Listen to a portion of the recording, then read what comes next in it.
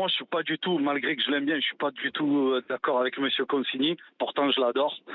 Mais Vous avez tort. je suis plus d'accord avec Olivier. Moi, je pense que c'est une très très bonne avancée. Pourquoi? Parce que la reconnaissance faciale, si on n'a rien à se reprocher, on n'a pas à en avoir peur.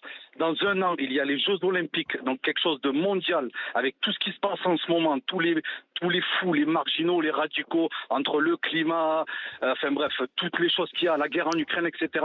Dans un an, la France, elle va être scrutée. Il suffit qu'il y ait le moindre incident dans le pays, les gens ils vont se dire quoi? On est en France, on n'est même pas capable de reconnaître telle ou telle personne. Vous avez vu ce qui s'est passé à la finale de la Ligue des Champions il y a un an ou deux, quand il y a eu le bordel devant le Stade de France, on est passé pour qui? Pour des peintres. Parce que les gens disaient... Mais là, les caméras vidéo, elles existent déjà là-bas au Stade de France, Salah. Oui, je sais, mais là, avec la reconnaissance faciale, je pense que c'est un outil en plus qui permettra d'identifier les personnes qui ont fait de la merde ou qui ont fait quelque chose. Moi, je pense que c'est une bonne avancée. On est en 2023, on sera en 2024 au JO. Moi, je pense que c'est très bien. Si on n'a rien à reprocher, on n'a pas à en avoir peur. Et puis, comme il a dit M. Pomar, je pense que voilà, les données, elles vont pas rester éternellement.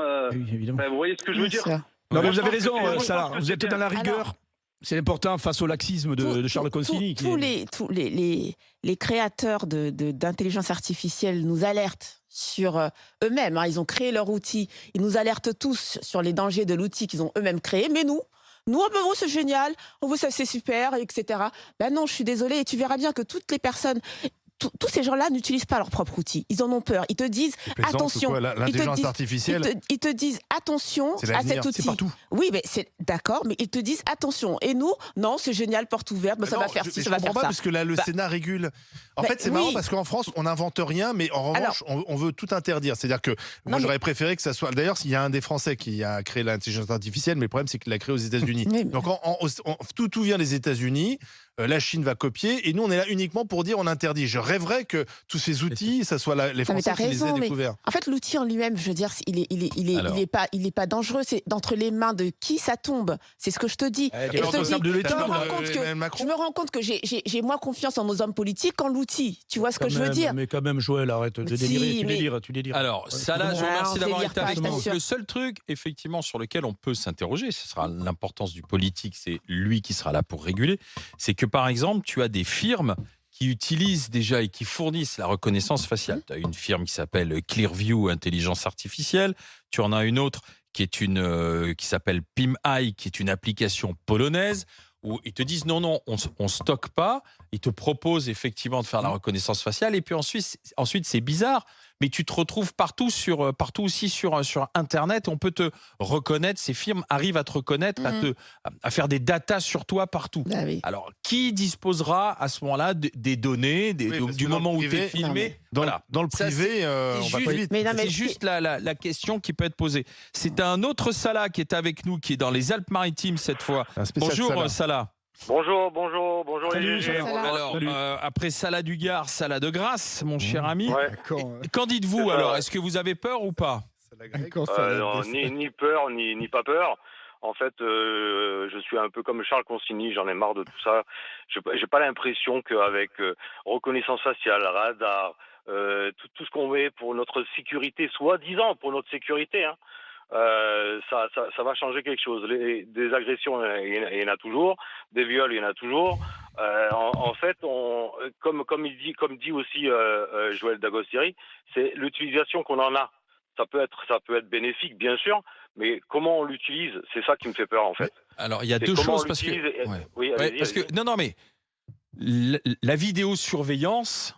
Là, elle y est partout. La reconnaissance faciale, c'est qu'il y a des données qui permettront de tous nous reconnaître. Donc, à quel moment on va disposer de ces données et qui va les fournir? Salah, je vais vous rassurer, Salah. Regardez, moi, je suis directeur commercial.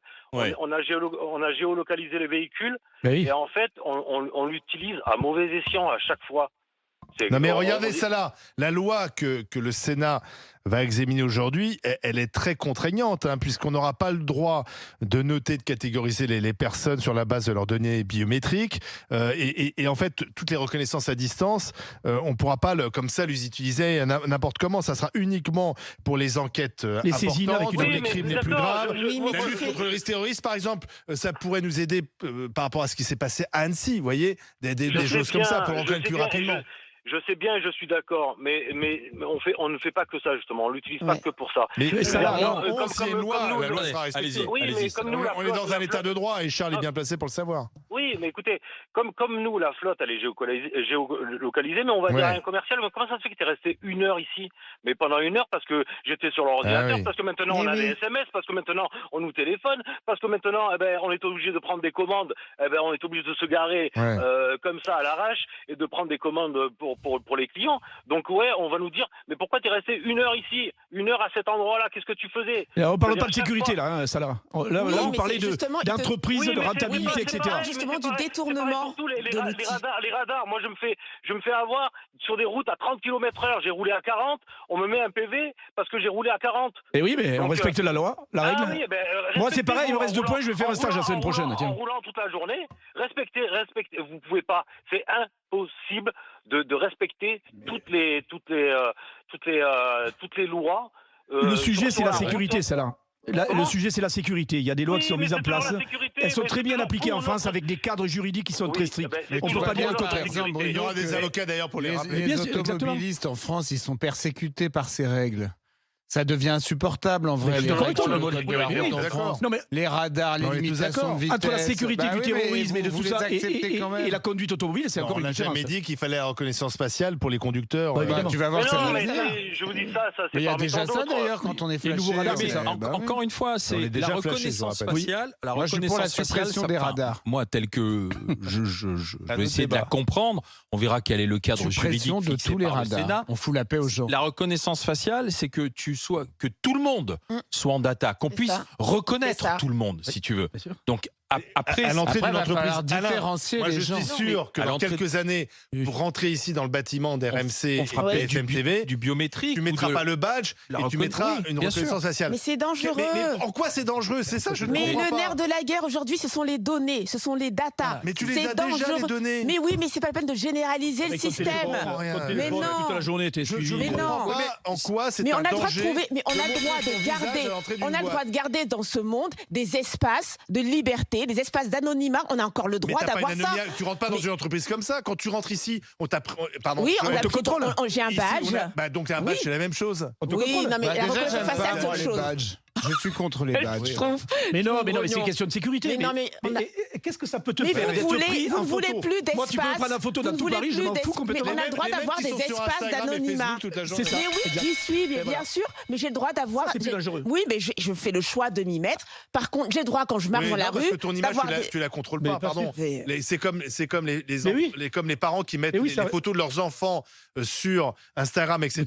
On s'était aperçu que la plupart de ces photos étaient détournées et parfois à des fins quand même. Par les pédophiles. C'est pire que la reconnaissance faciale, tout ça. Et les mêmes vont nous expliquer, ah non, la reconnaissance faciale, c'est gênant. Mais oui, non, mais bien sûr. Alors ça là, on va continuer la Ça va discussion. permettre à l'Assemblée, ils vont pouvoir reconnaître Olivier Dussopt par reconnaissance faciale et du coup il sera plus bloqué pendant des heures à l'entrée comme à chaque fois qu'il y va. Ils vont peut-être reconnaître ceux qui vont jamais à l'Assemblée. À chaque fois qu'il y va, ils n'ont pas leur visage. Personne ne le reconnaît. Ça serait bien aussi le contrôle. Il passe 2 heures à rentrer. Là au moins avec la reconnaissance faciale, tac. C'est Kader Dali qui est avec nous. Bonjour. Ministre aussi. On pourra différencier. Bonjour Kader Dali.